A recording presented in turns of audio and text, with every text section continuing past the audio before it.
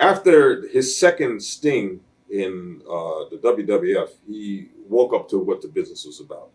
And he realized, don't take it serious. It's a show business. Get in there and make yourself some money, take care of your family. And he realized that's what it was about, which when he first got there, I actually almost threatened to kill him in the locker room one time up in Edmonton. Why is that? Well, they had me working with Hogan at the time, but Hogan worked 3 days a week. So then the days that he wasn't working, they put me in with Owen, the Blue Blazer. And they said, okay, you go over Allen, you give him the ghetto blaster. I'm giving the ghetto blaster to everybody, the Hogan, and they're all selling it, right? Right.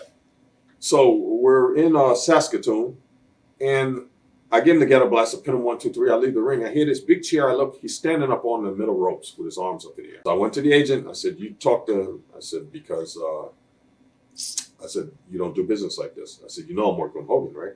So they went and told him. I said, hey, Allen's working with your champ, man. What are you doing? So he didn't say nothing. So now we get to Calgary, which is my hometown as well as his.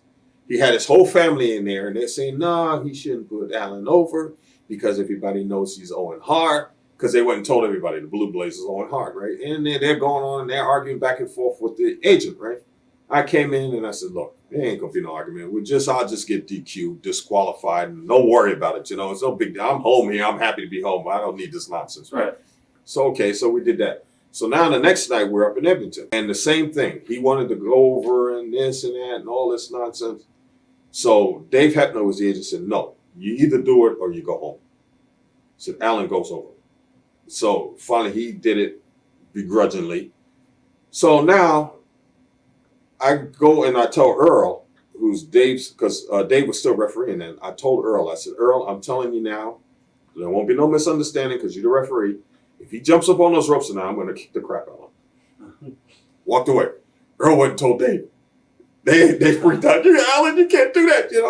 I'm telling you, I don't care what you say. I don't care if I get fired. I'm going to beat the crap out of him tonight, right? So sure enough, we get up there, give him the ghetto blaster, cover him 1, 2, 3, go to leave. Well, he seen me. We're in that hockey ring there, the hockey arena where the Saddle Dome? Yeah, not the Saddle Dome, the one in Edmonton. Yeah, the big building there. So he sees me go through the entrance, and I make a right. When you make that right, there's a wall there. You can't see me. So he figured I left. He jumps up on the ropes, and there's this big cheer. And I look my head around. Okay. I walk back out. He's coming out the ring, and I hit him. Whack! Down he went. And I started putting the boots to him. Earl's trying to grab me. Allen, you're going to kill him. But like I said, then years later, he learned what the business was about. He realized that, you got to go with the program, and that's it. And he became a decent person after that.